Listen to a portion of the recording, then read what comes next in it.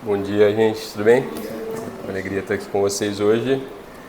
Meu nome é Elias, se eu não conhecia alguém, muito prazer. A gente vai dar continuidade no curso que começou na semana passada, com a primeira aula que o Nata deu, desse curso que é sobre 1 Coríntios 13, um capítulo muito famoso de Paulo sobre o amor. Tudo bem? Bom dia. E a gente está fazendo uma aplicação que, como o Nata já falou na semana passada, não é o contexto principal do texto de 1 Coríntios 13. Está falando sobre a vida da igreja, uma aplicação direta dos princípios que Paulo está falando ali, da realidade do amor de Deus, é o contexto da vida da igreja no texto. Mas a gente está fazendo uma aplicação que é totalmente válida, esses princípios, essa realidade do amor de Deus é aplicável para o contexto do casamento. Então, esse é o movimento que a gente está fazendo. Eu comecei a aula mesmo tendo acabado de bater o sinal, porque a gente tem bastante coisa para cobrir nessa aula especificamente, então a gente vai caminhando conforme o pessoal for chegando. Primeiro, queria orar e daí a gente pode começar. Senhor, obrigado por esse dia, pela alegria que é a gente se reunir como teu povo, desfrutar de comunhão, olhar para a tua palavra e aprender com aquilo que o Senhor nos ensina a teu respeito, a respeito do teu amor, da tua bondade. E nós queremos pedir ao Senhor que nos transforme, nos enche do teu Espírito de modo que nós transbordemos da realidade do teu caráter, Pai, e da bondade que vem do Senhor. Nos abençoa, nos ajuda para que o que vai ser ensinado seja feito com fidelidade à tua palavra e que os nossos corações estejam prontos também a ser ensinados pelo Senhor. No nome do Senhor Jesus Cristo. Amém. Amém. Então, antes da gente entrar no nosso tema da aula de hoje, que é o amor é bondoso, e meu plano inicial, eu gostaria de fazer que a gente lesse todo o capítulo de 1 Coríntios 13 agora no começo, mas quando eu estava passando essa aula para ver se ia dar tempo, não estava dando tempo, então a gente vai enxugar algumas coisinhas. O versículo no qual a gente está focando é o versículo 4, em que Paulo diz: o amor é paciente, o amor é bondoso. O Nata deu já para vocês um panorama todo do capítulo como um todo ali na aula passada, e agora o nosso foco é o amor é bondoso. Essa palavra que a gente vai começar a olhar e fazer um estudo de vocábulo e olhar então para as definições, o que essa palavra significa na língua grega, no original, e as aplicações, onde essa palavra se manifesta em vários momentos do Novo Testamento, para a gente aprender o que de fato esse conceito quer dizer, além da palavra que a gente ouve e está acostumado no nosso vocabulário em português.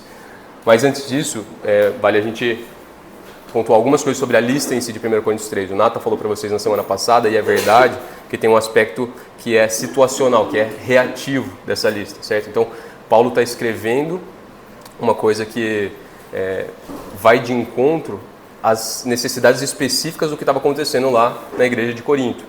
Ele está falando sobre o amor numa lista que não é exaustiva das coisas que o amor é e o amor faz, mas que está relacionada diretamente com as situações que os coríntios estavam vivendo. E a falta de amor deles manifesta na falta de paciência, falta de bondade e assim por diante, nas divisões e nas brigas, facções, nos litígios que estavam acontecendo e assim por diante, na imoralidade. Mas também tem um aspecto da lista que é definitivo, essencial, ou seja, tem coisas que são tão importantes e tão verdadeiras e tão essenciais sobre o amor que, independente da relação direta com situações específicas que os coríntios estavam vivendo, estariam em qualquer lista sobre o amor.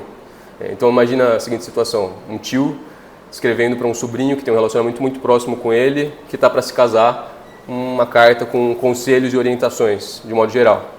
Certamente vão ter muitas coisas nessa carta que vão ser reações diretas às situações que estão sendo vividas na vida desse sobrinho. Olha, questões dos seus pais, de como você cresceu e o que você observou no relacionamento deles, o que é para imitar, o que não é, questões do relacionamento específico dessa pessoa com quem você vai se casar, que eu acompanhei, aquele episódio que se manifestou em tal situação, e vão ter outras coisas que são tão essenciais a respeito do casamento, que independente da relação direta com o que o menino está vivendo, o tio vai ter que trazer à tona nessa carta para falar, de modo geral, sobre orientações a respeito do casamento. Da mesma forma, aqui nessa lista, acredito que, particularmente, o termo para o qual a gente vai olhar é tão essencial a respeito do amor que se manifestaria essencialmente em qualquer lista. Mas também é importante mencionar que os conceitos aqui não são conceitos isolados, a gente não está falando de uma coisa que é totalmente distinta da outra, a cada ponto que ele vai mencionando a respeito do que o amor faz. Mas estão todos fluindo dessa ideia central que é o amor, então quando a gente vai olhar para as palavras em si, para o que elas significam e para o que tem por detrás da manifestação mais clara e conhecida dessa palavra para nós, a gente vai ver que tem muita interseção entre o que esses termos significam, eventualmente. Então vamos entrar efetivamente no estudo de vocábulo, que é a palavra que a gente está acompanhando aqui, kresteomai. Vem da raiz krestos, que está relacionada profundamente com a palavra bondade, é por isso que está traduzida aqui para nós como o amor é bondoso. Mas essa palavra, no original aqui, no texto de 1 Coríntios 13, é um verbo.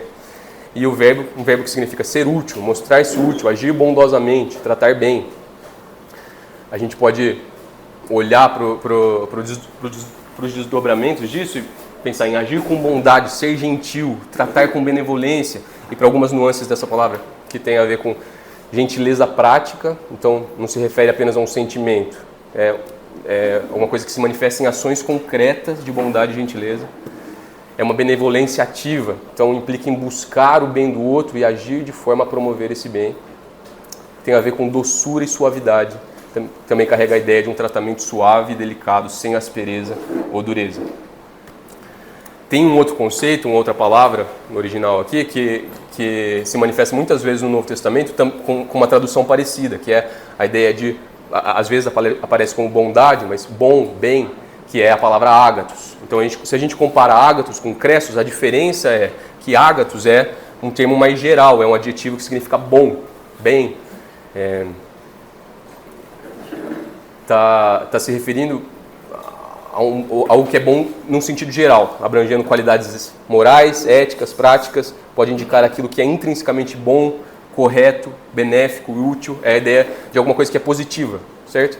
Um termo mais amplo, que pode se referir a ações, qualidades ou coisas. E aí, crestos é um adjetivo que significa bondoso, gentil, benigno, então é uma coisa bem mais específica, enfatiza a qualidade de ser gentil, benevolente, compassivo, está mais relacionado à disposição de tratar os outros com bondade e consideração.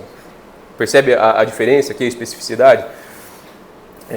A gente pode dizer que bondade é uma manifestação, ser bondoso é uma manifestação desse bem geral aqui. E, ao mesmo tempo, a bondade, se a gente acompanha todos esses conceitos, ela está relacionada com essa ideia de bem no seguinte sentido: bondade como sendo uma inclinação profunda e verdadeira pelo bem do outro, naquele sentido de águas. Opa, obrigado, valeu.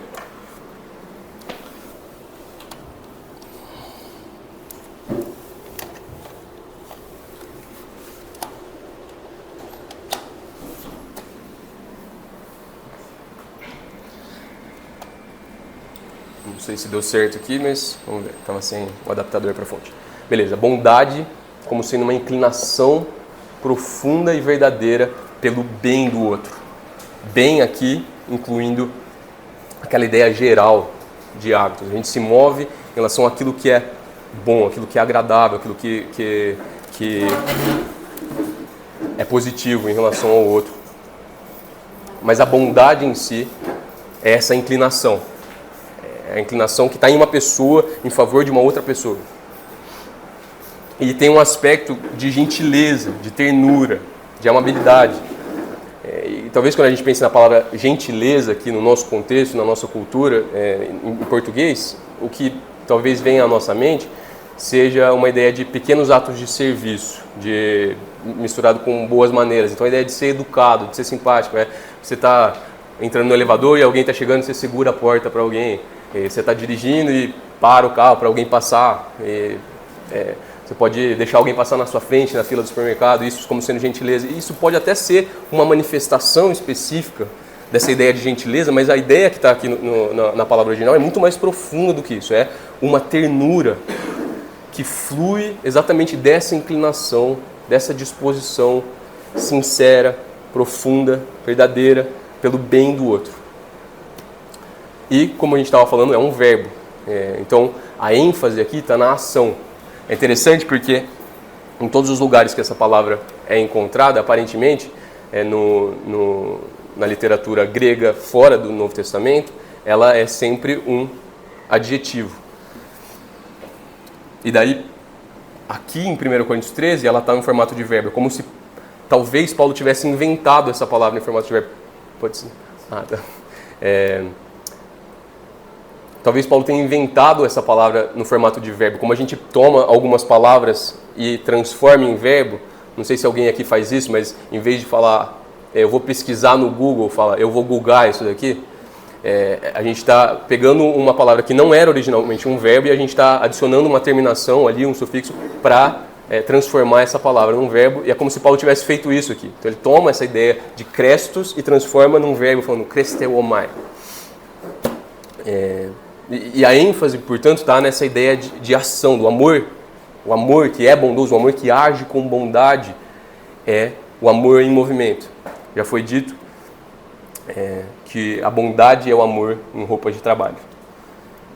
Enfim, uma vez que a gente olhou para a definição, está claro? Tem alguma dúvida aqui? Essa ideia principal que eu quero que vocês tenham em mente é uma inclinação profunda e verdadeira pelo bem do outro, que se manifesta em ternura e que age em direção a essa bondade, em direção a esse bem. E a gente pode olhar para o Senhor Jesus, que é a própria manifestação dessa bondade, certo? Ali em Marcos 3, a gente poderia ter tomado praticamente qualquer trecho do Senhor Jesus e a gente ia encontrar um exemplo disso, mas aqui é interessante porque se manifesta uma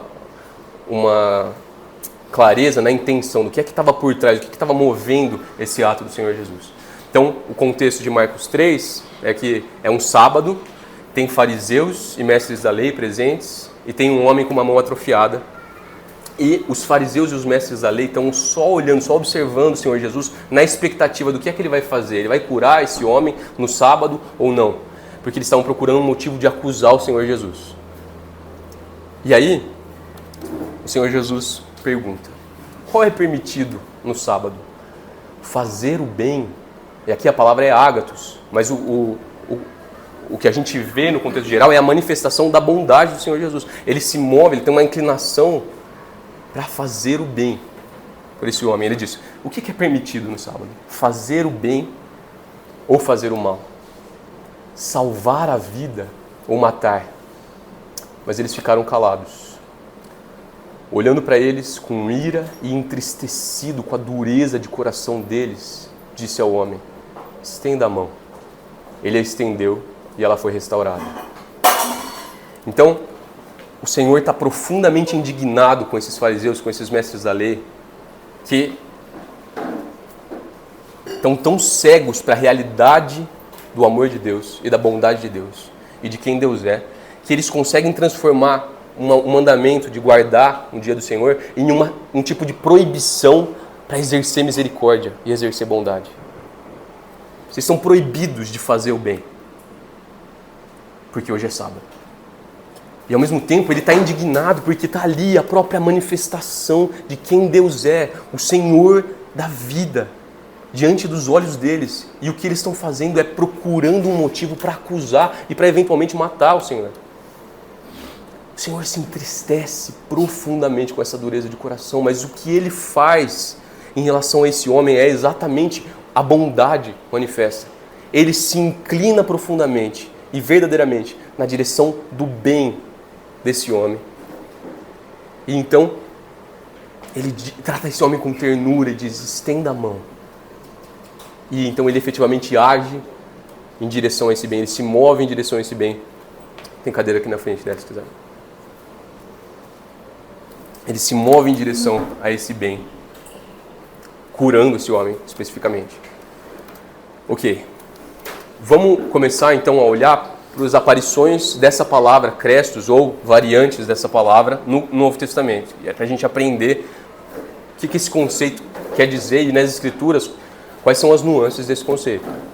Mas conforme a gente vai fazendo isso, a gente vai parar também para olhar alguns outros textos que estão relacionados, embora estejam falando de outras palavras. Mas a ideia inicial que eu quero que vocês tenham em mente quando a gente for olhar para esses primeiros textos, pelo menos, é quem é bondoso?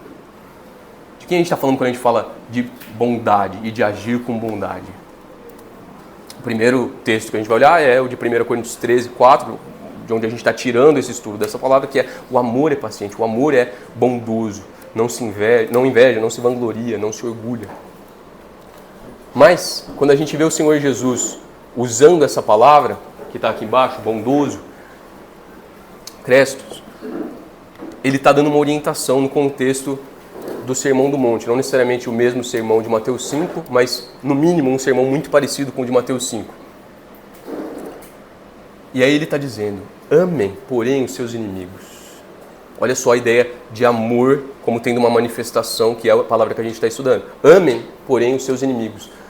Como? Como que a gente ama os nossos inimigos? Façam-lhes o bem e emprestem, sem esperar nada em troca. E aqui a palavra é ágathos. Façam o bem, de modo geral, aos seus inimigos. E essa vai ser a manifestação que ele vai chamar de bondade aqui embaixo. Agir em direção ao bem do outro, em direção ao bem particularmente do seu inimigo, sem esperar nada em troca. Ele está dizendo que isso vai ser filho do Altíssimo. Ele diz, então a recompensa de vocês será grande, vocês serão filhos do Altíssimo, porque Ele é bondoso, Ele é Crestos, para com os ingratos e maus. Percebe? O amor manifesto, o amor em ação, vai ser tratar o outro, e particularmente o seu inimigo, com bondade. Agir em direção ao bem desse inimigo, desse ingrato e mau. Por quê? Porque Deus é assim. Porque Deus é bondoso. Ele é aquele que age com bondade. Ele é aquele que tem uma inclinação profunda e verdadeira pelo bem do outro. Então trata com ternura e age em favor desse bem. No texto paralelo de Mateus 5... Opa, fica à vontade. Beleza. Tá calor, né? Em Mateus 5, com um texto paralelo,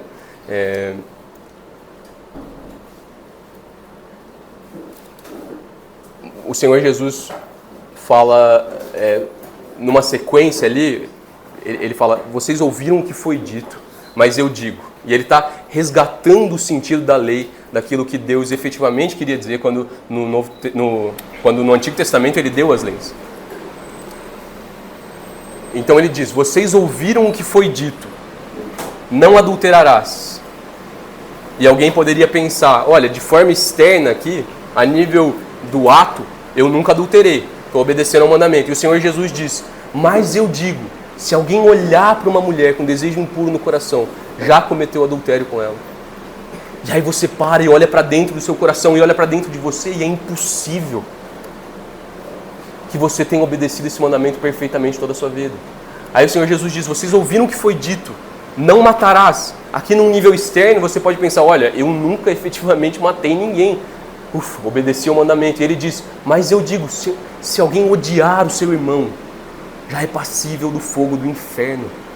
E aí você para e olha para dentro e diz, eu já matei. Eu sou passível do fogo do inferno. E quando o Senhor Jesus está dizendo, toda essa sequência, ele dá todos esses exemplos, vocês ouviram o que foi dito, mas eu digo, vocês ouviram o que foi dito, isso que vocês devem fazer a nível externo para buscar um padrão de obediência a Deus, e então serem aprovados diante de Deus e efetivamente salvos no dia do juízo.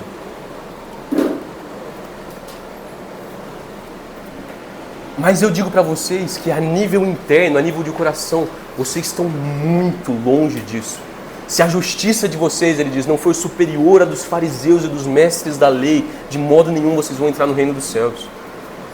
Ele termina esse trecho ali em Mateus 5, e aí isso já está no capítulo 6, ele diz, sejam perfeitos, como perfeito é o Pai de vocês que está nos céus. E aqui está ecoando essa ideia. Se não é o mesmo sermão, é um sermão muito parecido com esse que ele pregou. Ele diz, amem, sejam bondosos com os ingratos e maus, porque Deus é bondoso com os ingratos e maus. Se o padrão é a bondade de Deus, e até agora você estava olhando para esse texto e pensando, eu acho que eu sou bondoso, eu faço isso. Percebe que se ele está colocando esse padrão, que é a bondade de Deus, não, você não faz isso. Você não é bondoso. De fato, quando esse trecho famoso aqui de Romanos 3, quando Paulo está dizendo, não existe nenhum que seja justo, nenhum sequer, na sequência ele diz, todos se desviaram, tornaram-se juntamente inúteis, não há quem cresteuomai, não existe quem faça o bem. Você não faz o bem, você não é bondoso em você mesmo. Não há nenhum sequer.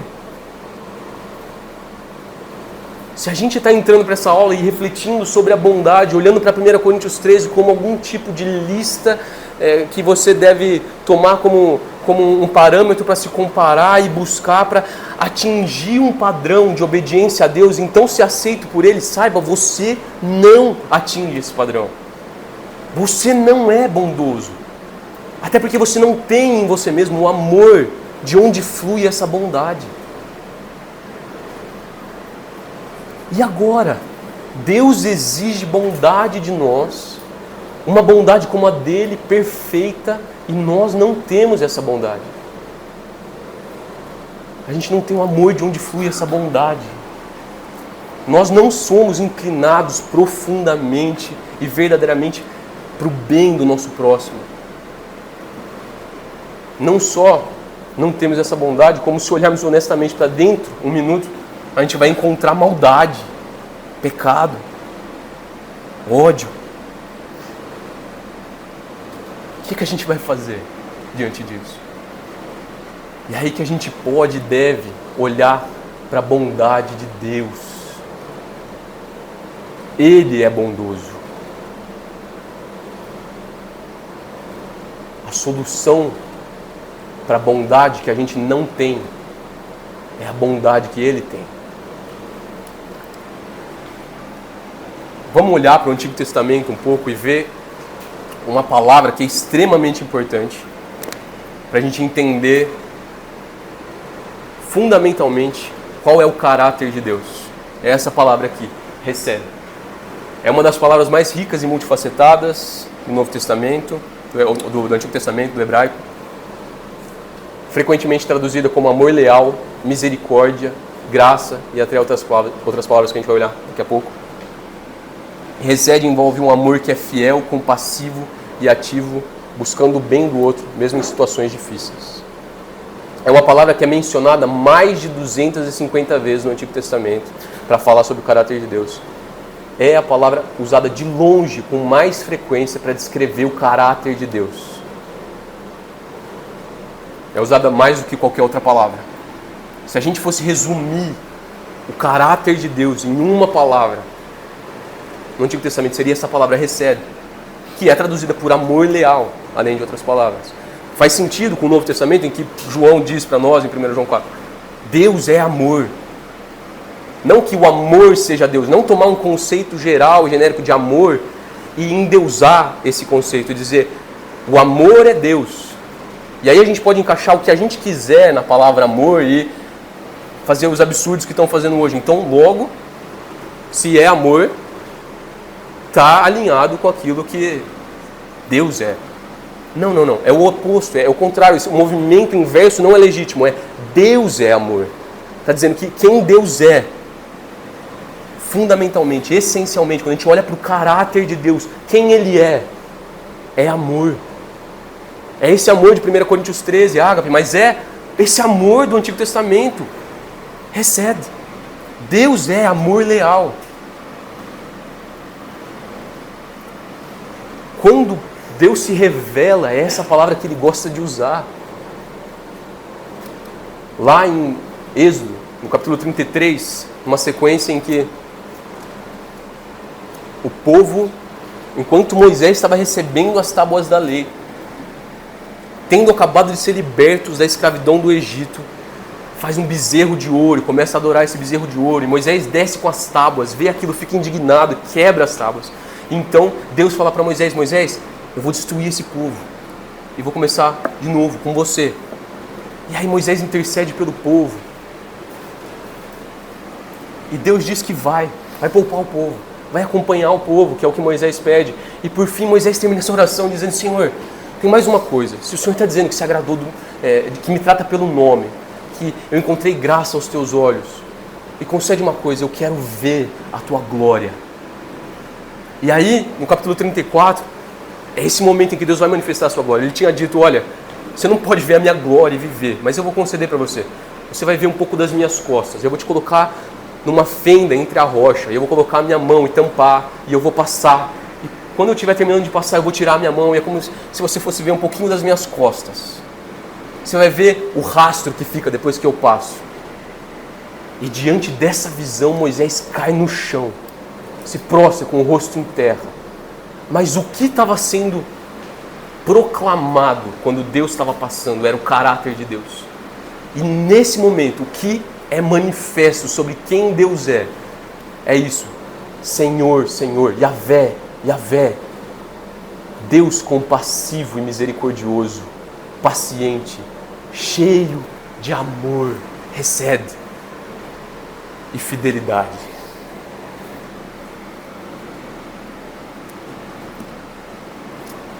Vamos olhar para o Salmo 103, momento que Davi vai falar sobre esse momento da revelação de Deus para Moisés e vai expandir, nos mostrar um pouco mais do que é esse conceito de amor, do amor de Deus.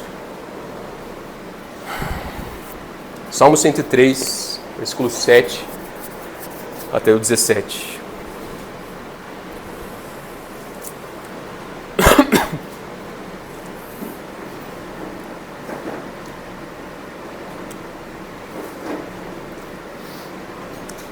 Salmo 103, versículo 7 até o 17. Ele manifestou os seus caminhos a Moisés, os seus feitos aos israelitas. O Senhor é compassivo e misericordioso, muito paciente e cheio de amor. Não acusa sem cessar, nem fica ressentido para sempre. Não nos trata conforme os nossos pecados, nem nos retribui conforme as nossas iniquidades. Pois como os céus se elevam acima da terra, assim é grande o seu amor para com os que o temem. E como o Oriente está longe do Ocidente, assim ele afasta para longe de nós as nossas transgressões. Como um pai que tem compaixão dos seus filhos, assim o Senhor tem compaixão dos que o temem. Pois ele sabe do que somos formados, lembra-se de que somos pó. A vida do homem é semelhante à relva, ele floresce como a flor do campo que se vai quando sopra o vento. Tampouco se sabe mais o lugar que ocupava, mas o amor leal do Senhor, o seu amor eterno, está com os que o temem, e a sua justiça com os filhos dos seus filhos. A resposta para o fato de que nós não temos o que é exigido de nós, não temos essa bondade que se inclina verdadeiramente, profundamente em direção ao bem do outro, que trata com ternura, que age na direção desse bem, é que Deus tem. É a bondade, o amor de Deus. É o recebe dele manifesto. É que Deus, que é paciente, misericordioso, compassivo, ele é cheio de amor. E então ele diz: não nos trata conforme os nossos pecados, nem nos retribui conforme as nossas iniquidades. Se a gente tivesse da parte de Deus o que a gente merece, nós íamos ser todos condenados eternamente ao sofrimento contínuo. A ideia, o Senhor Jesus fala do inferno, de onde tem choro e ranger de dentes, onde o verme não morre e o fogo não se apaga. É isso que a gente merece, e o Senhor não nos trata conforme os nossos pecados, conforme as nossas iniquidades e as nossas transgressões. No seu amor, Ele provê um meio para, como Ele diz aqui, afastar de nós, afastar para longe de nós as nossas transgressões, assim como o Oriente está longe do Ocidente.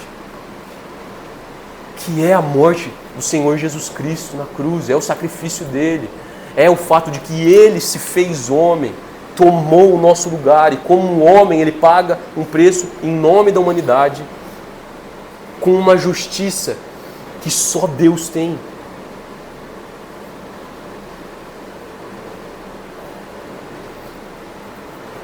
E então Deus considera a morte do Senhor Jesus Cristo, a ira de Deus derramada sobre Ele na cruz, como sendo derramada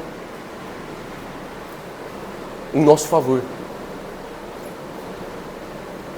Como sendo suficiente castigar um homem que representa a todos.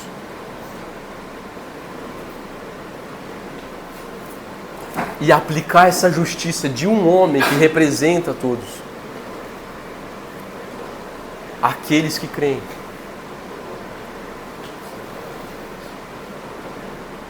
E aí, como um pai tem compaixão dos seus filhos, assim o Senhor tem compaixão dos que o temem. O amor leal do Senhor, o amor eterno do Senhor está com os que o temem. E a sua justiça com os filhos dos seus filhos. Esse é o amor leal de Deus. É por isso que Davi chega ao ponto de afirmar: o teu amor, a tua graça, o teu recede é melhor do que a vida.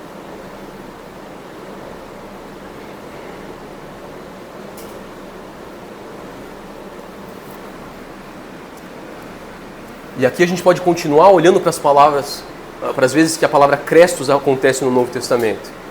E o próximo texto para o qual a gente vai olhar é Efésios 2, de 3 a 7. Vocês podem ir abrindo aí em Efésios 2, de 3 a 7, mas enquanto isso, deixa eu falar um pouco para vocês sobre o contexto de Efésios 2. No capítulo 1, Paulo está falando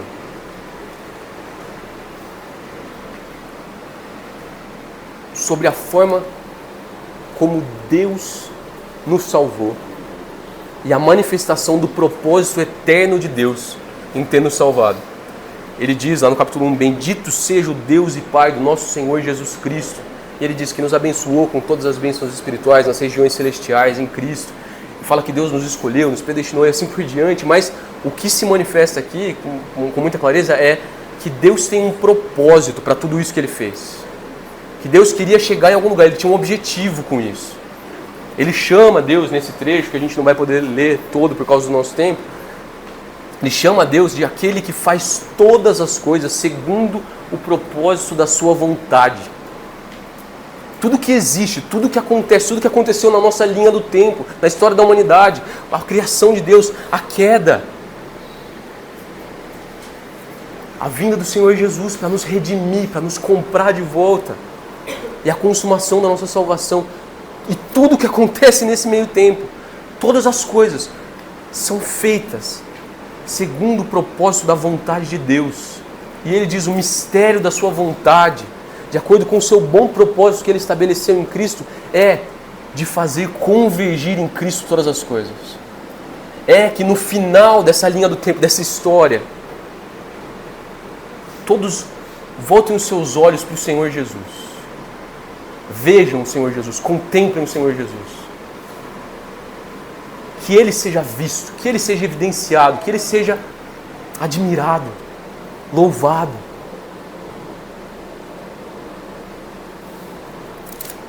De fato, Ele fala que Ele fez todas as coisas para o louvor da sua glória, no versículo 14. Para o louvor da sua glória, Ele disse também no versículo 12. E no versículo 6, Ele fala isso com uma nuance diferente aqui. Para o louvor da sua gloriosa graça. Ou seja, Deus fez todas as coisas para que no final o Senhor Jesus fosse colocado em evidência, para que Deus fosse glorificado, fosse visto, quem Ele é, fosse mostrado para nós. Ele fez isso para o louvor da sua glória, mas particularmente para o louvor da sua gloriosa graça. E lembra que graça, aqui é uma outra palavra, é caris, mas é uma das traduções para o recebe de Deus, para o amor leal de Deus. O que Ele quer que seja visto, que seja evidenciado. O que significa Ele ser glorificado é que todo mundo vai olhar para o Senhor Jesus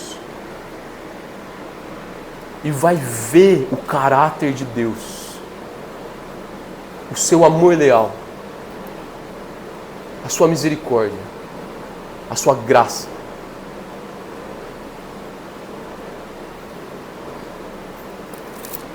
E aí a gente vai para o capítulo 2,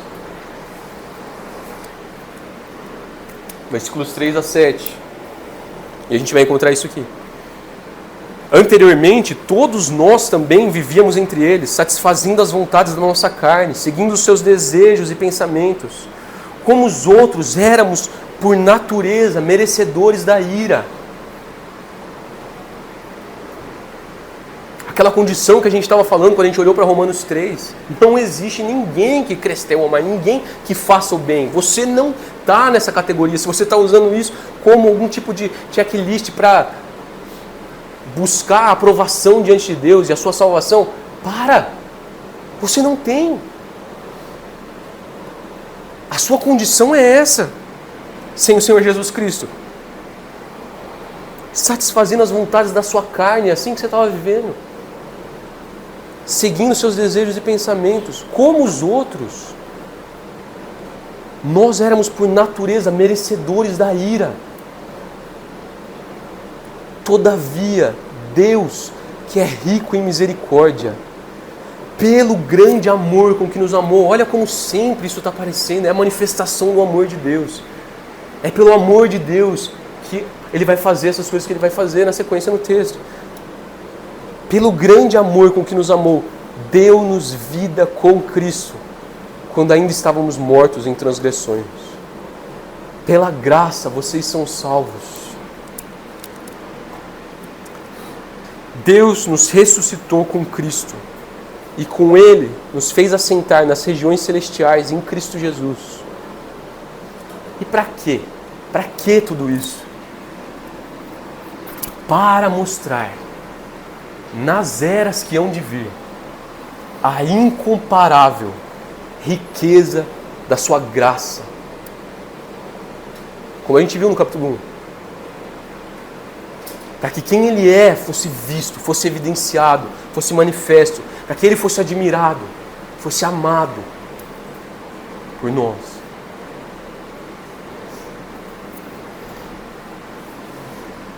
Demonstrada em sua bondade para conosco em Cristo Jesus. E aqui está a nossa palavra, Crestos. A manifestação do amor leal de Deus, o Senhor recebe, da sua graça, da sua misericórdia, é a sua bondade para conosco, em Cristo Jesus.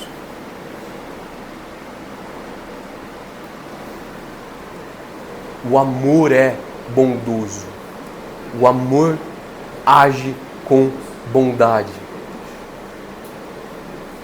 Lá em 1 Coríntios 13, tem tudo isso aqui por trás. É o caráter amoroso de Deus se manifestando, agindo. E isso é a bondade dele. Essa é a bondade de Deus para conosco em Cristo Jesus.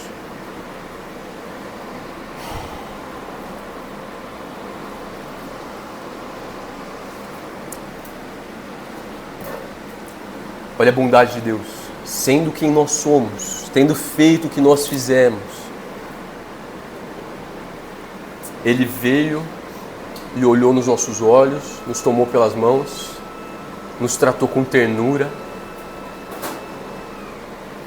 então agiu em nosso favor, movidos exatamente por essa inclinação profunda pelo nosso bem,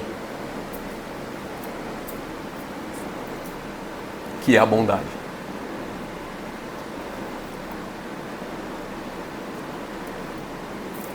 É a bondade, eu já vou liberar vocês para o intervalo, mas é a bondade como manifestação do recebe de Deus, o seu amor leal, a sua graça. Podem ir para o intervalo e aí na sequência a gente continua.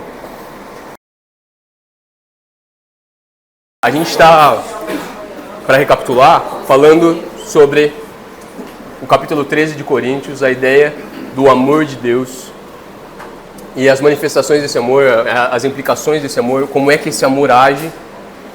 E então, fazendo aplicações desse contexto, desse conceito do amor de Deus, como a gente vai fazer daqui a pouco, na segunda metade da aula, para o contexto do casamento. Mas a gente foi estudando especificamente essa palavra que é o foco da nossa aula, bondade. O amor é bondoso, o amor age com bondade, e a gente entendeu o resumo do conceito de bondade como sendo essa inclinação profunda e verdadeira pelo bem do outro, que trata com ternura e que age em favor desse bem. E a gente parou para pensar quem é que é bondoso, e foi ver que não somos nós, é o próprio Deus. Inclusive a resposta para a nossa falta de bondade está na própria bondade de Deus. Por último, a gente olhou, depois de ter olhado para esse conceito de recebe, de amor leal de Deus no Antigo Testamento, para mais um dos textos no Novo Testamento em que a palavra Crestos aparece, a bondade, que é o foco do nosso estudo, e a gente viu a bondade como manifestação dessa graça de Deus. Quando esse conceito maior e principal do caráter de Deus, do amor leal dele, se manifesta, isso é a bondade de Deus. Mas não só essas palavras estão tão intimamente ligadas que uma é a manifestação da outra, mas elas estão tão intimamente ligadas que na verdade a própria palavra recebe, além de ser traduzida por amor leal, além de ser traduzida por misericórdia, por graça, ela é traduzida por bondade.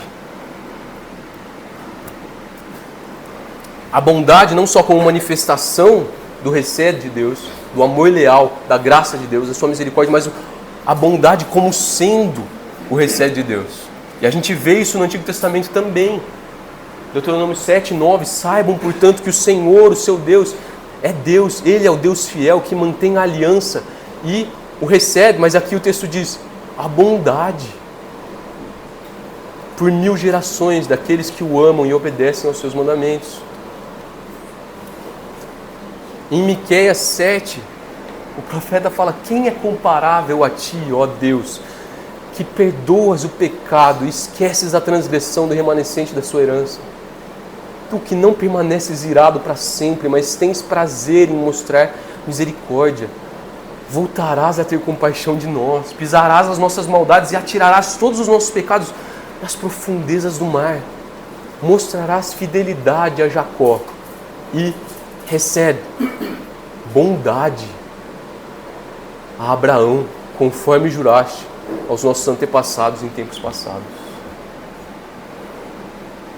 Ou como o Jorge Camargo escreve na sua música, que é uma paráfrase desse texto, em ter misericórdia reside o seu prazer, em perdoar pecados a sua vocação, em lançar mazelas no mar do esquecimento, mostrando a grandeza da sua compaixão. Breve é a sua ira, não dura o seu furor, tratar-nos com ternura faz parte do seu ser, para honrar seus pactos, promessas, juramentos, tem sua palavra que nunca vai falhar. Quem é semelhante a ti, ó meu Senhor? Não há ninguém ou nada maior que o teu amor.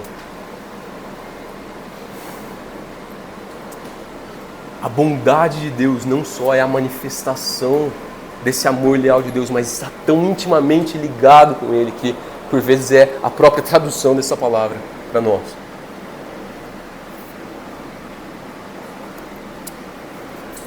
Vamos olhar para Tito 3, e aqui eu gostaria muito de ter o tempo da gente tratar essa passagem como a gente tratou Efésios 2, mas a gente não vai poder fazer isso. A gente pode observar que é o mesmo padrão. Ele estava falando antes no texto sobre a nossa condição sem o Senhor Jesus, sem Deus, a nossa condenação.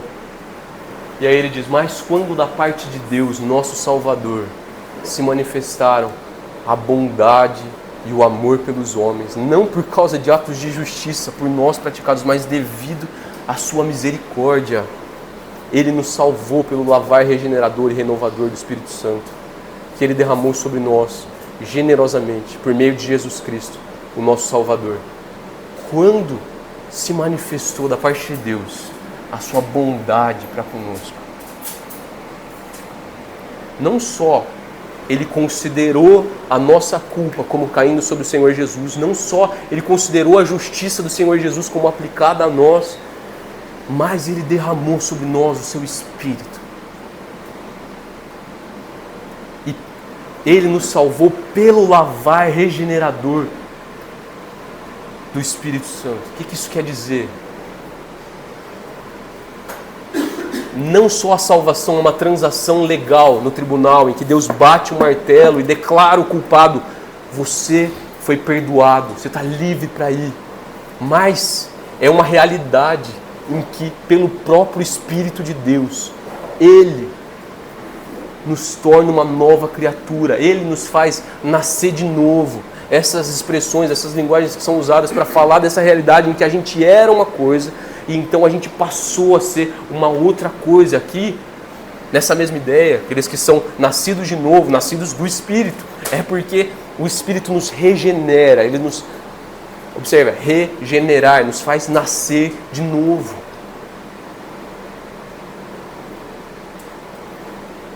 Nos dá um novo coração, aquele coração quebrado, cheio de maldade, de pecado, certamente ainda está ligado à carne, certamente ainda peca, mas é um novo coração, uma nova realidade, regenerada pelo Espírito de Deus. Quando se manifestou a bondade de Deus, Ele também nos redime e nos faz novas criaturas pelo seu Espírito. E aí, na continuação desses textos, no Novo Testamento, em que a palavra Crestos aparece, a gente pode olhar para Romanos 2,4, em que diz, ou será que você despreza as riquezas da bondade, da tolerância, da paciência de Deus, não percebendo que a bondade de Deus o leva ao arrependimento? Aqui, no contexto específico em que ele está falando para os judeus. Mas a gente pode tomar essa parte da aplicação aqui, sem entrar nos detalhes do texto, para dizer, olha, a bondade de Deus que nos conduz ao arrependimento. Mas aí, regenerados pelo Espírito de Deus, tendo visto a manifestação do amor de Deus, o Senhor recebe da sua graça, da sua misericórdia, que é a bondade dele. Cheios desse Espírito, em Gálatas 5:22, Paulo vai dizer que o fruto do Espírito é amor, alegria, paz, paciência, bondade, benevolência, fidelidade.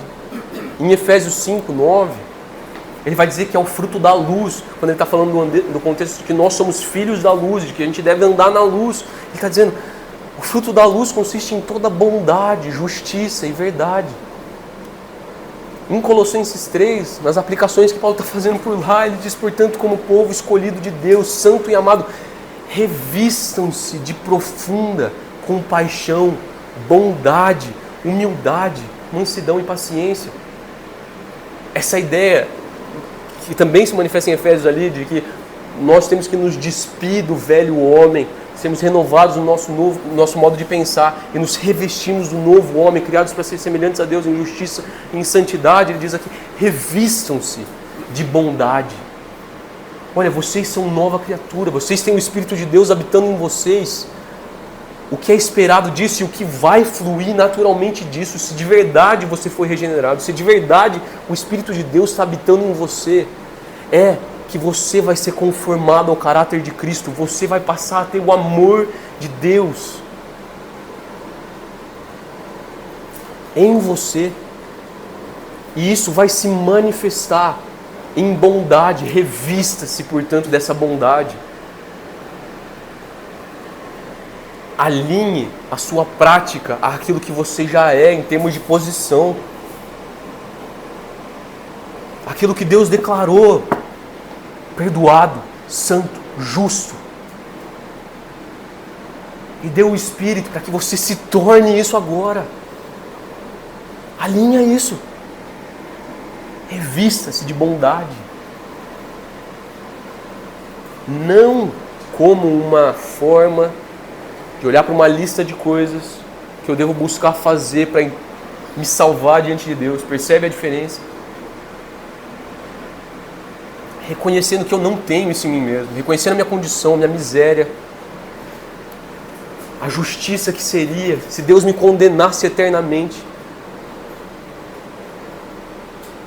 Mas vendo que se manifestou a bondade de Deus, a misericórdia de Deus, o sacrifício do Senhor Jesus Cristo na cruz, Ele nos redimiu. Então, agora, como parte dessa nova criação que eu sou, eu vou me revestir de bondade. Sejam bondosos, ele fala em Efésios 4, e compassivos uns para com os outros, perdoando-se mutuamente, assim como Deus os perdoou em Cristo. Está aqui uma manifestação dessa bondade. Ela perdoa. Porque foi assim que a bondade de Deus se manifestou para conosco.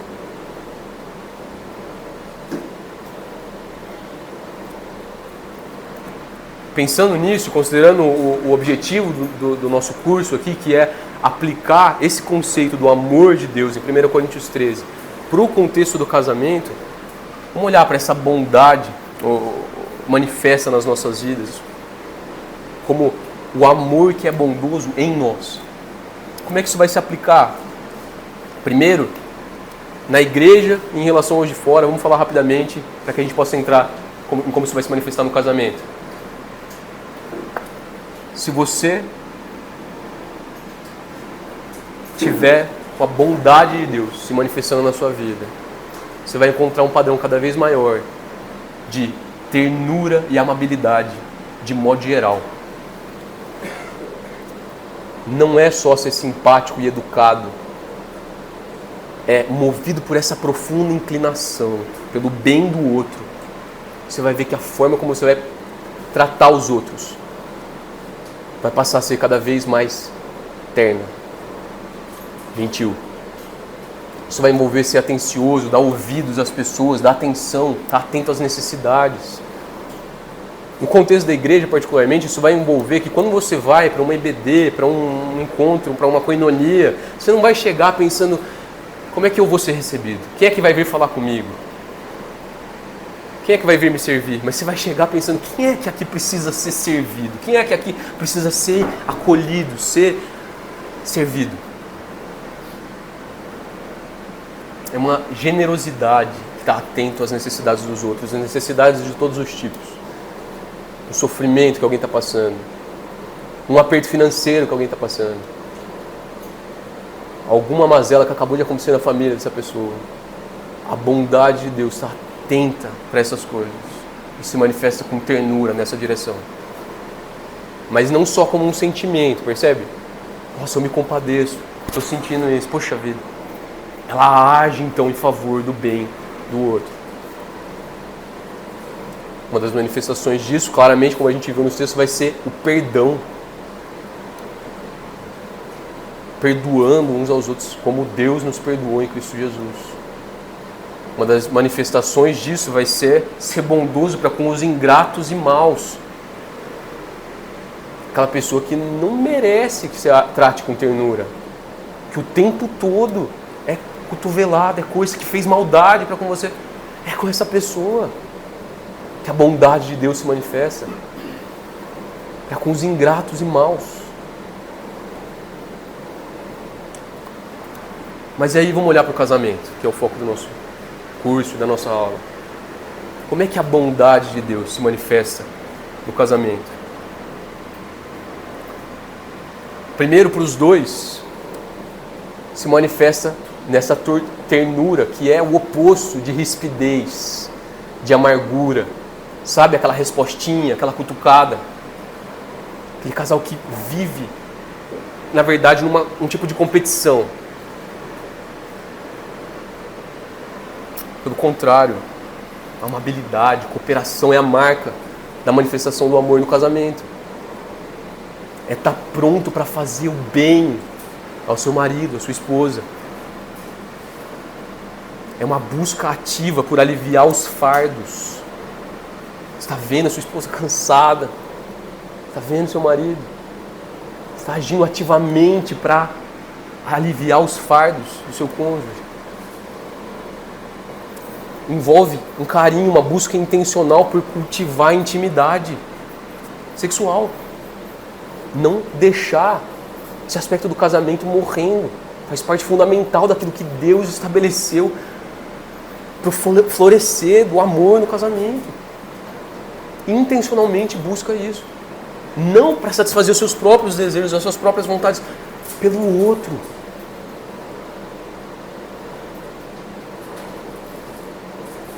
De novo, perdoando como Deus perdoou, particularmente no contexto do casamento, com aquele com quem você mais se tornou vulnerável e mais se entregou, é a pessoa que mais vai te ferir e mais vai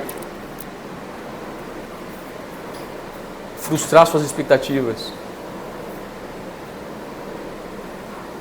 Perdoando como Deus nos perdoou.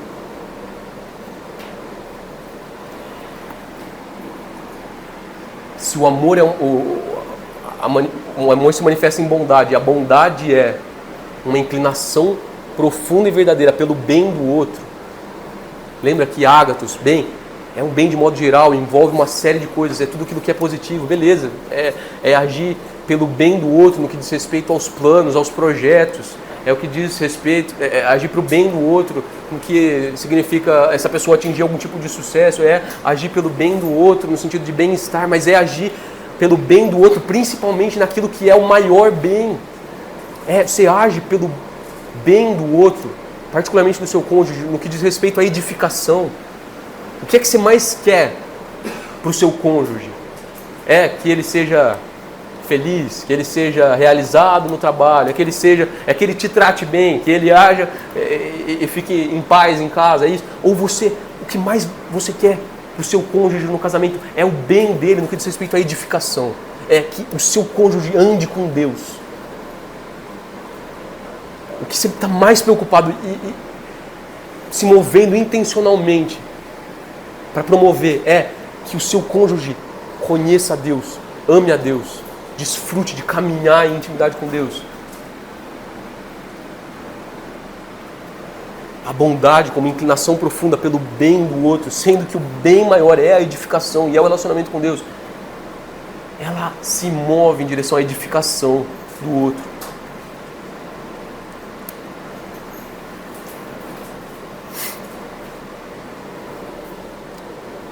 É uma bondade que busca levar ao arrependimento. Lembra? Que é a bondade de Deus que nos conduz ao arrependimento. Você vê o pecado do seu cônjuge, o que você faz? Você remoe isso e você mesmo fica cheio de amargura, de pecado. Ou o seu objetivo é por meio da bondade, tratar seu cônjuge com ternura. Quem sabe constranger o seu cônjuge ao arrependimento pela bondade.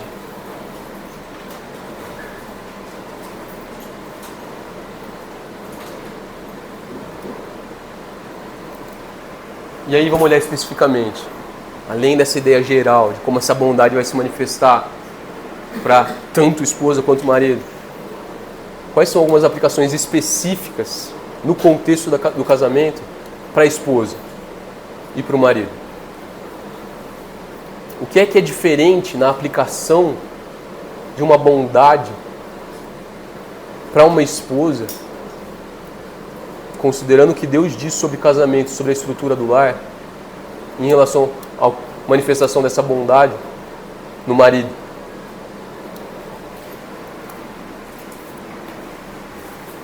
Em 1 Pedro 3 a gente tem algumas dicas, algumas pistas de como que essa bondade se manifesta na vida da esposa. Do mesmo modo, mulheres, Sujeite-se cada uma ao seu marido. Olha só, no contexto do casamento, que é um contexto hierárquico, tem uma ordem definida.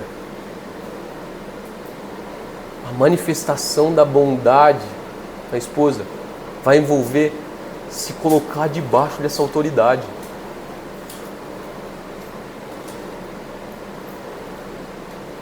A fim de que, se ele não obedece à palavra, seja ganho sem palavras pelo procedimento de sua mulher, observando a conduta honesta e respeitosa de vocês.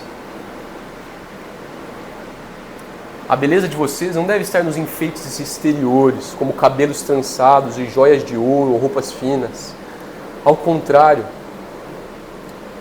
esteja no ser interior que não perece, beleza demonstrada num espírito dócil e tranquilo.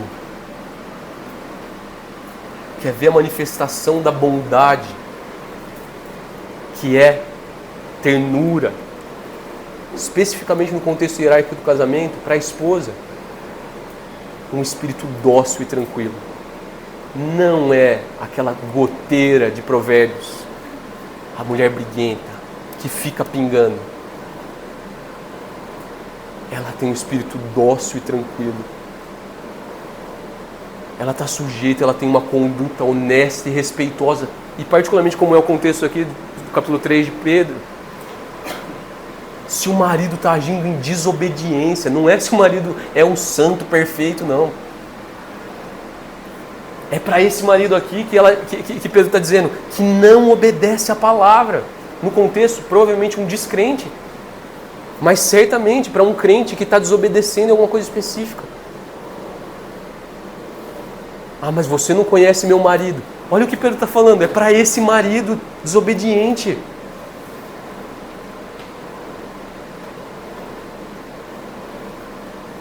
E aí, essa ternura, um espírito dócil e tranquilo, que se submete, que se coloca debaixo da autoridade, vai buscar ganhar o marido sem palavras, sem insistência, sem ficar falando na orelha do marido, mas vai buscar ganhar o marido pela conduta honesta e respeitosa. Vai buscar levar o marido ao arrependimento pela bondade. Percebe?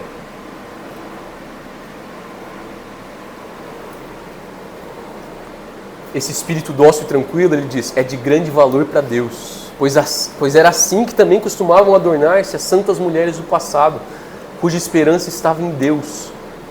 Olha só, por que é que a esperança dessa mulher tem que estar em Deus? Porque se ela estiver no marido, não adianta. Ela vai ser frustrada.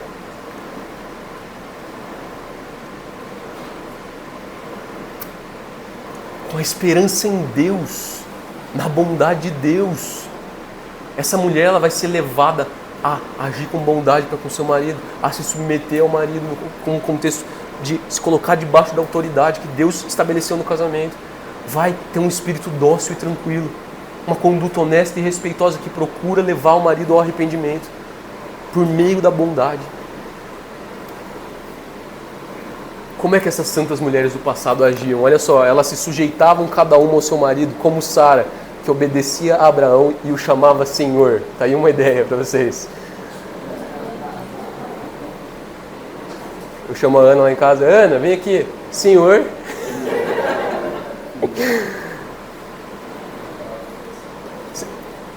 Sem brincadeira, a postura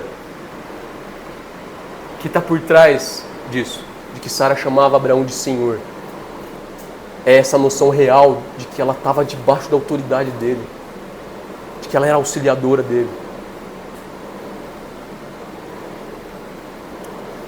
Dela vocês serão filhas. Vocês também vão ser contados nessa lista aqui das santas mulheres do passado, depois que essa geração tiver passado. Se vocês praticarem o bem. Lembra? A bondade é uma inclinação profunda e verdadeira pelo bem do outro. Vocês também vão ser filhas de Sara. Vocês também vão ser contadas com as santas mulheres do passado, se vocês praticarem o bem e não derem lugar ao medo. Por quê? Porque é assustador. Você se colocar debaixo da autoridade de um homem pecador. É assustador você dizer que você vai ser conduzida por um homem que tem uma carne que ainda não foi plenamente redimido. No contexto aqui específico, que não foi redimido, mas ela não dá lugar ao medo. Engraçado isso porque Sara, lá em Gênesis 18, o texto diz claramente que ela teve medo e por isso mentiu. Quando Deus prometeu que ela ia ter um filho, ela deu risada lá atrás. Ter um filho? Por que você riu? Não, eu não ri. Você riu. Sara teve medo e por isso mentiu, mas é possível que você que já tropeçou especificamente em uma coisa, quem sabe você já foi marcada por insubmissão, por ser essa mulher chata, que fica falando na orelha do marido, uma goteira pingando, que não tem nem pouco espírito dócil, tranquilo. É possível que você que já tropeçou pontualmente nessas coisas, seja transformada por Deus de tal modo que um dia, quando estiver falando de você, você que teve medo e por isso mentiu, vai ser chamada de aquela que não deu lugar ao medo.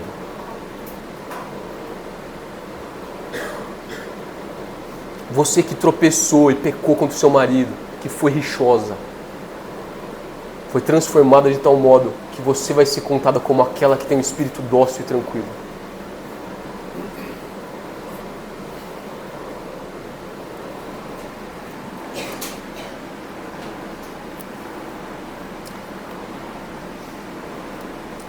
Maridos, como é que essa bondade de Deus vai se manifestar para vocês, especificamente, considerando o contexto hierárquico do casamento, que é diferente de como essa bondade vai se manifestar para as esposas?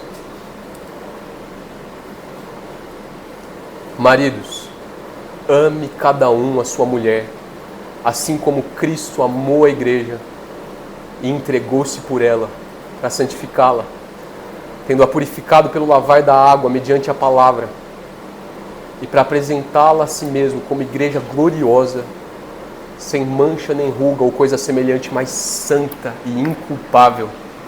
Da mesma forma, os maridos devem amar cada um a sua mulher como a seu próprio corpo. Quem ama a sua mulher, ama a si mesmo. Além do mais, ninguém jamais odiou seu próprio corpo, antes o alimenta e dele cuida, como também Cristo faz com a igreja, pois somos membros do seu corpo.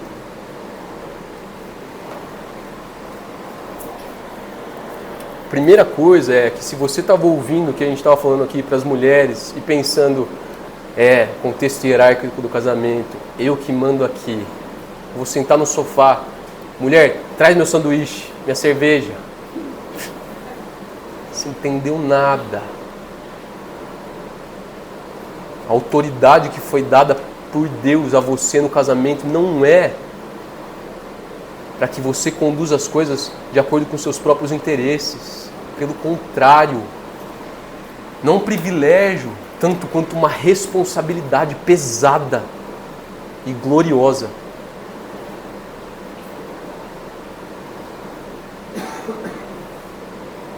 Sabe no Éden, quando Eva ouve a serpente e come do fruto, e então Deus chega e fala para o homem: onde está você?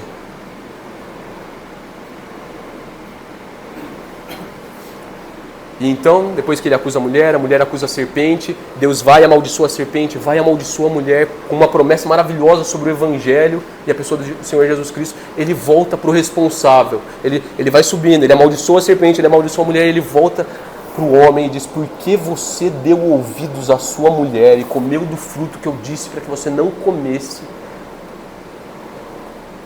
Você lembra, Adão? Foi para você que eu dei a ordem. Você lembra, Adão? É você o cabeça, é você o responsável. Eu criei o homem, a minha imagem e semelhança. Homem e mulher os criei. Percebe que você, Adão, é aquele pelo nome de quem eu chamei a humanidade. Porque você representa a humanidade. Percebe, Adão, que eu chamei homem para falar de homem e mulher, porque você é o representante, o cabeça da sua esposa. Você é o responsável.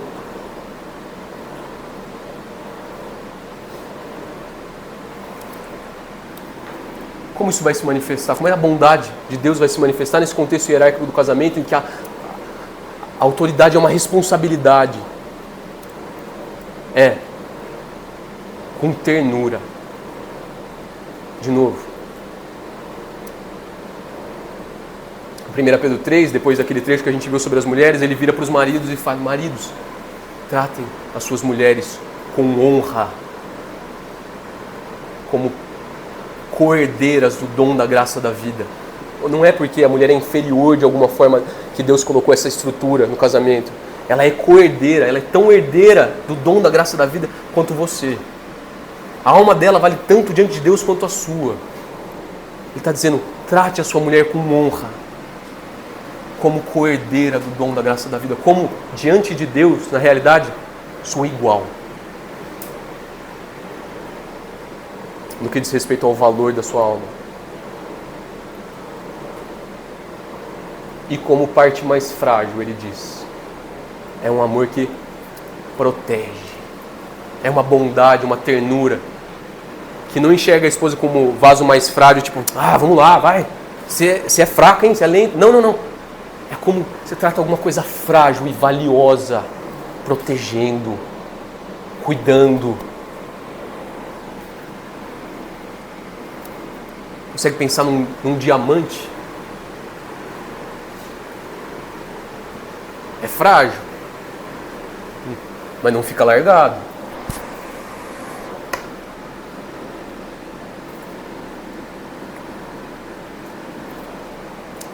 Aqui em Efésios 5 especificamente, a bondade como uma inclinação verdadeira pelo bem do outro vai se manifestar como amor sacrificial do marido em relação à esposa.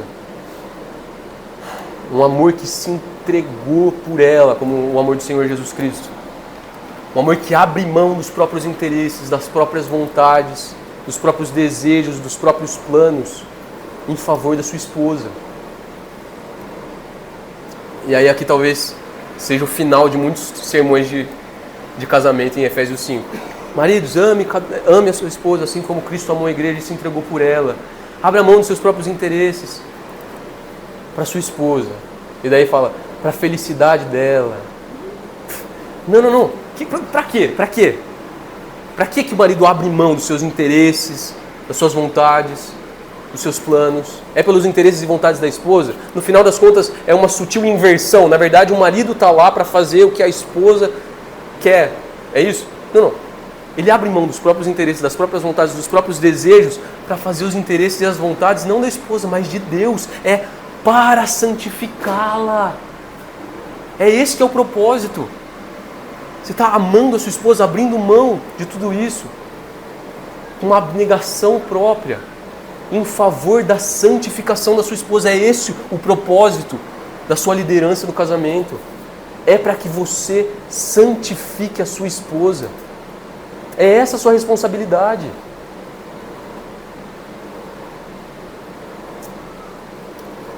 Para santificá-la, tendo-a purificado pelo lavar da água, mediante a palavra. Se o objetivo é a santificação da esposa, é que ela se torne como a igreja vai estar no final, santa e gloriosa, sem mancha nem ruga ou coisa semelhante, mas santa e gloriosa, vestida de branco, justiça, mas uma justiça que não é dela, é a justiça do Senhor Jesus Cristo. Desse jeito que a esposa vai estar no final. É como a sua esposa deve estar no final. É para isso que você está conduzindo a sua esposa. E o meio pelo qual você vai fazer isso é por meio da palavra. É lavando a sua esposa na palavra de Deus. Ela está suja? Tem impureza nela? Tem pecado? Você não conhece a minha esposa. Ela é difícil. Lava a sua esposa na palavra de Deus. Expõe a sua esposa à palavra de Deus. Cuida do que é que está entrando na cabeça dela. Você deixa sua esposa o dia inteiro no Instagram vendo bobagem, assistindo TV, vendo reality show, novela, sei lá. O pessoal assiste isso hoje em dia ainda ou é tudo no celular? Vendo qualquer bobagem aí, aprendendo a ser fútil, a ser indecente, a participar desse jogo de chamar a atenção dos homens por meio da sensualidade. Você está deixando entrar essas coisas na cabeça da sua esposa. Você é o responsável. O que está entrando na cabeça dela? Você está lavando a sua esposa pela palavra? Não só perguntar como é que está a sua vida devocional. Isso é importante. Você está abrindo a Bíblia com a sua esposa. Você lê a Bíblia para a sua esposa e explica o que o texto está dizendo. E aplica essas verdades ao coração dela. Faz parte da sua responsabilidade como marido. Lava a sua esposa na palavra de Deus.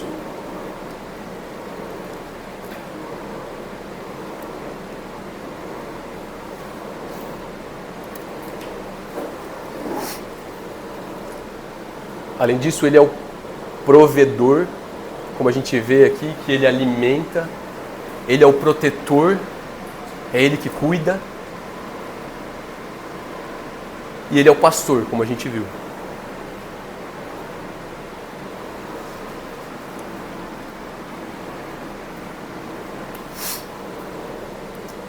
Que Deus nos conceda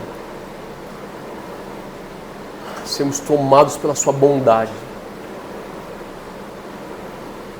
Não de modo a olhar para esses conceitos e se esforçar bastante para chegar lá. Quem sabe Deus me receba. Não é contemplando a bondade de Deus. Quando claramente a gente não merecia. Quando claramente nós éramos os ingratos e maus. Quando claramente nós éramos merecedores da ira. Contemplando essa bondade de Deus, a sua misericórdia, a sua graça, o seu amor leal, manifesto em sua bondade para conosco em Cristo Jesus. Que Deus nos conceda aqui, contemplando essa bondade, então redimidos e transformados pelo Espírito de Deus, cheios do Espírito de Deus, cheios então desse amor, a bondade de Deus se manifeste nas nossas vidas. A gente passe a agir com bondade, se revestir dessa bondade. Que nós sejamos marcados por uma inclinação profunda e verdadeira pelo bem do outro. E aqui, particularmente, pelo bem dos nossos cônjuges. Que transborde em ternura e age na direção desse bem.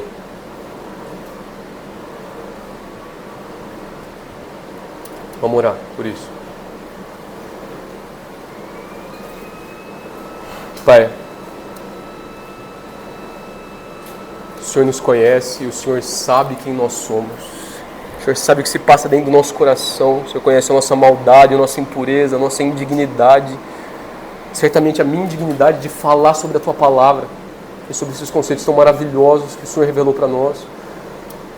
E ainda assim, o Senhor é bondoso, é misericordioso, é amoroso, compassivo, nos trata com ternura, não nos trata segundo os nossos pecados. Louvado seja o Senhor pelo sacrifício do Senhor Jesus Cristo na cruz, pela Tua misericórdia manifesta a nós, na vida dEle e na morte dEle.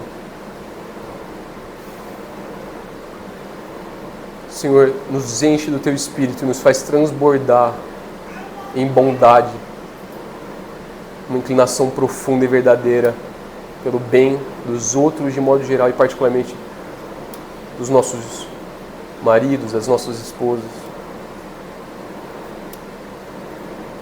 Tratando com ternura e agindo em direção a esse bem para o louvor da Tua gloriosa graça.